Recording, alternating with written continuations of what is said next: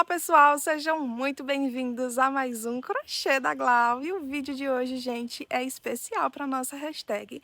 Hashtag sobrou para mim. O videozinho de hoje vai ser um questionário muito legal.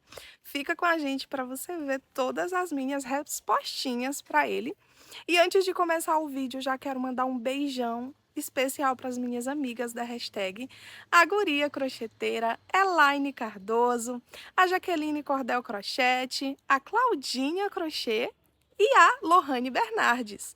Um beijão para todas elas. O arroba de cada uma delas está aí na descrição, então se você quiser ir lá ver os vídeos delas também, é só você clicar aí na descrição e clicar em cima do arroba delas para ir lá no canal maravilhoso de cada uma. Tenho certeza que o vídeo que elas gravaram hoje para vocês está mais que imperdível e maravilhoso também, então já vão lá dar uma olhadinha. Hoje tô fora do ateliê, gente, tô em viagem, mas mesmo assim não podia deixar de gravar o vídeo da nossa hashtag, né? Então, como vocês podem ver, tô aqui no sítio, mas mesmo assim vim trazer o vídeo aqui para vocês ao ar livre, assim mesmo, para responder essas perguntinhas. Então, vamos lá para a primeira pergunta. Qual a peça mais desafiadora que tu já fez? Gente, já teve assim várias peças desafiadoras que eu já fiz, né? Principalmente quando é pecinha nova que você vai criar e você ainda não tinha feito antes, como é o caso dos biquínis e várias outras. Mas a peça mais desafiadora que eu fiz não foi nem em questão de dificuldade, foi em questão de ser grande, enorme. E quando se trata de pecinhas grandes assim, eu fico bem ansiosa, sabe? Eu sou uma pessoa muito ansiosa quando eu vou fazer as pecinhas. Então eu quero fazer e quero ver logo como é que ela vai ficar e tudo mais. E aí teve uma encomenda, né, que a moça me encomendou um jogo de cozinha. E uma das pecinhas, né, era uma passadeira, e essa passadeira ela tinha 4 metros, 4 metros por 80 centímetros, então foi assim uma peça muito demorada. Vou deixar o videozinho aí para vocês, vou até afastar para o ladinho para abrir espaço. Então foi assim, um joguinho muito demorado, né, e acabou se tornando o meu joguinho aí, minha pecinha mais desafiadora que eu fiz, não pela dificuldade, né, mas pelo tamanho da peça. Já tomou algum calote? Meu Deus! Para aprender, gente, eu apanhei demais, viu? Mas o último calote que eu tomei, vou contar a historinha para vocês, foi o último que eu disse assim: nunca mais eu vendo fiado para ninguém. Eu sempre gostei de deixar pecinhas à pronta entrega, né.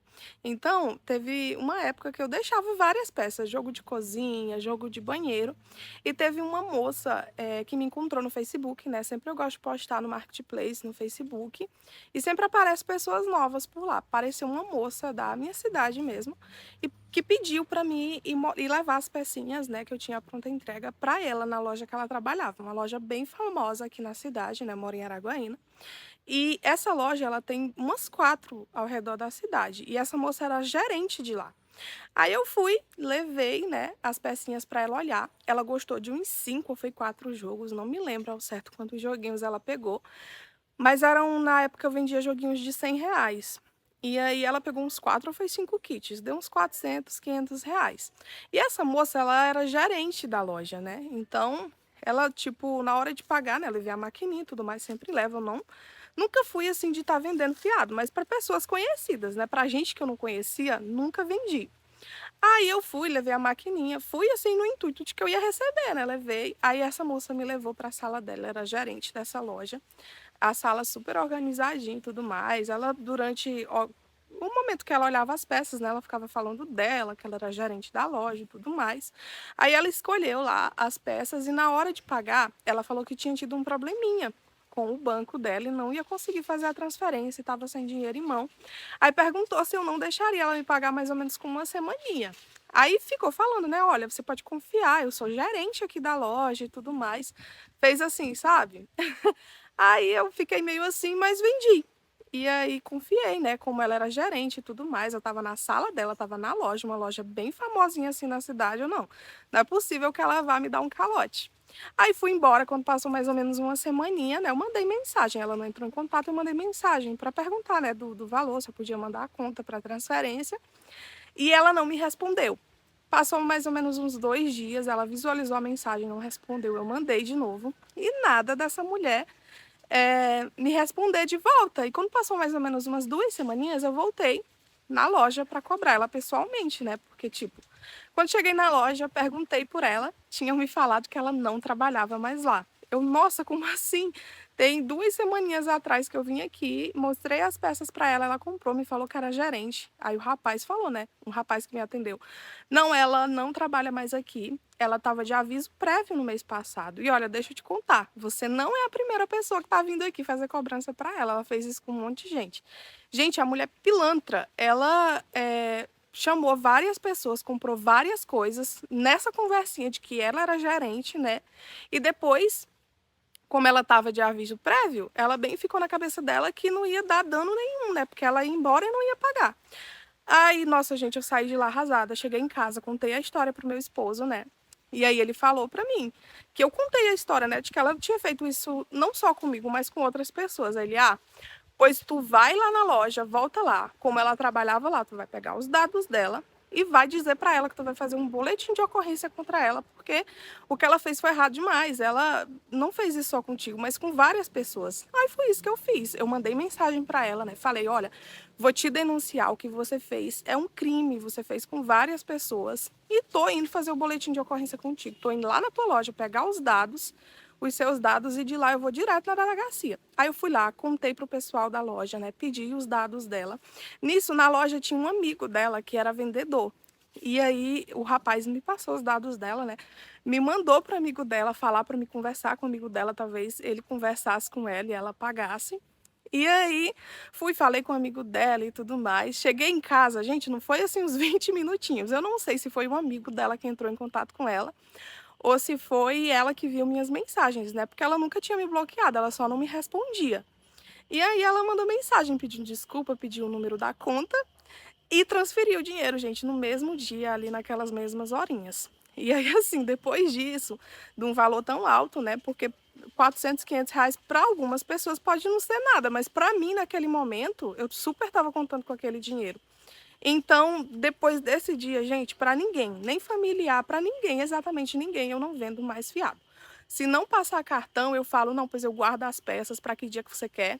E aí, quando você tiver o dinheiro, eu vou e te repasso as pecinhas e você me passa o dinheiro. Porque, gente, fiado, depois dessa historinha, eu nunca mais vendi para ninguém. Já demitiu uma cliente exigente? Não, eu depois que eu vi essa pergunta, né, eu fiquei raciocinando e que eu nunca demiti nenhuma cliente exigente. Eu sempre tento contornar, assim, as coisas, sabe? Teve já várias clientes chatinhas que apareceram, que pediam as peças, cancelavam os pedidos. Aí, mesmo acontecendo várias diversidadezinhas, eu tento contornar. Tipo, se a pessoa me fez um pedido de alguma pecinha, depois ela desistiu, se ela entrar em contato comigo de novo e pedir para me fazer de novo, eu peço uma entrada. Eu sempre tento contornar, sabe? Mas assim, deixar de atender a cliente por algum motivo, por algum momento chato que eu tive, eu nunca deixei. Nos dias atuais, você consegue sobreviver só com o seu trabalho de crochê? Graças a Deus, sim, gente. Hoje eu tô bem estável, sabe? No iniciozinho, quando eu comecei a fazer o crochê, não dava, né? Porque eu era um pouco mais lenta, não tinha tantas clientes. Mas no que foi passando o tempo, né? Fui conseguindo várias clientes. Hoje eu acredito que eu seja um pouco referência na cidade, né? De crochê. Tenho muitas clientes aqui na cidade. Tem algumas clientes de fora da cidade também. Então, graças a Deus, eu sempre tenho encomenda. Quando não tem encomenda, tem pecinhas que eu faço a pronta entrega que vendem super rápido. Então, hoje em dia, sim, dá para me sobreviver com crochê. Ganho aqui em cerca de 2, 3 mil reais só com a venda das pecinhas, né? Tem o canal no YouTube também que já monetizei. Não ganho tanto com o YouTube ainda, mas quero algum dia alcançar, né? É a tão sonhar. Já é monetizado aqui o canal, né? Mas assim, ganho um pouquinho ainda. Como tem um limite de US$ 100, né? Eu não recebo tão rápido, né? Não tenho uma renda fixa aqui no YouTube ainda. Recebo em 3 meses, mais ou menos. Mas tá indo aos pouquinhos. Eu quero muito conseguir. alcançar um nível maior aqui no YouTube também, conseguir sobreviver aqui com o YouTube, né, mas no momento com crochê apenas com a vendinha das peças, mas consigo, graças a Deus, ganhar muito bem, só de lucro, mais ou menos esse valor mensal, né, 2, 3 mil, então assim, no momento dá para me estabilizar, é um valor bom, né, e eu trabalho em casa, fazendo as minhas coisas, tenho os meus horários, então assim, é maravilhoso. Respondendo a pergunta, sim, consigo sobreviver só com crochê. Como se organizar para ser mais produtivo no seu dia a dia no crochê? Eu acredito, pessoal, que é sendo rigoroso com os horários que você decidiu crochetar. É ter horários para crochetar, né? Se a gente deixar para crochetar somente nos horários que bem que serem convenientes, né? Acredito que não vai dar muito certo. A gente tem que ter horários, tem que ser fiel àqueles horários, tirar tantas horinhas por dia, trabalhar tantos dias na semana, assim como qualquer outro trabalho, né, que você trabalhe fora para outra pessoa, você tem que cumprir horários. No crochê também é assim, a gente trabalha em casa pra a gente tem mais tempo pra gente, né, mas eu acredito que mesmo assim a gente tem que cumprir horários, independente se a gente trabalha pra gente, para as outras pessoas, né. Se a gente não cumprir horários, não ser bem rigoroso com esses horários, acredito que a nossa produção ela não é tão produtiva. Então, para ser mais produtiva é isso. Eu tiro um tempinho durante a tarde, o horário que eu mais crocheto é à noite, né? Sou bem rigorosa com o meu crochê. Pode acontecer o que acontecer, eu sempre tiro minhas horinhas ali no dia, então acredito que para você ser mais produtivo, né, você tem que fazer isso. Tirar horinhas e cumprir essas horinhas semanais. Se não fosse crocheteira, teria outra profissão? Na verdade, eu tenho. Sou técnica de enfermagem também, só que não trabalho ainda com isso. Na verdade, a minha história com crochê começou da seguinte forma: eu sempre fiz crochê desde criança, né? Sempre fiz, sempre vendi as pecinhas, mas não tinha o crochê como profissão mesmo, apenas como uma rendinha extra que ganhava alguns valorizinhos. E aí eu trabalhava num supermercado, né? Trabalhava de operadora de caixa e resolvi sair do trabalho para poder estudar. E aí eu fui estudar e só estudando, gente, é um pouco difícil, né, porque aí você tem que se manter de alguma forma. Então eu comecei a pegar o crochê mais a sério. E peguei tão a sério que hoje eu consigo sobreviver só do crochê. Concluí o meu curso, só que nunca atuei na área, né? Concluí recentemente, no ano passado, o curso de enfermagem, né? E aí fiz um concurso, passei no concurso, então acredito que agora em dezembro já vou assumir o concurso e vou ficar meio que nas duas áreas. Então, se eu não fosse crocheteira, provavelmente talvez aí estaria atuando só na área da enfermagem, ou talvez, não sei, teria algum outro emprego, mas, gente, independente de qualquer emprego que aparecesse para mim, que apareça, eu sempre vou continuar com o meu crochê porque é a minha paixão. Não tem nada melhor do que você trabalhar com aquilo que você ama. E aquilo que eu amo muito é o crochê. Desde quando eu era criancinha, 8 anos de idade, peguei na agulha, nunca mais soltei. E nem nunca mais vou soltar, né, gente? Porque eu amo demais meu crochê. E o nosso vídeo de hoje era esse, gente, respondendo esse questionário maravilhoso. Que nem eu falei, se você quiser participar dessa hashtag maravilhosa com a gente, hashtag sobrou pra mim, anota aí essas perguntinhas, responde, marca a gente que eu quero ouvir a resposta de vocês para elas também. Um beijão e até o próximo vídeo.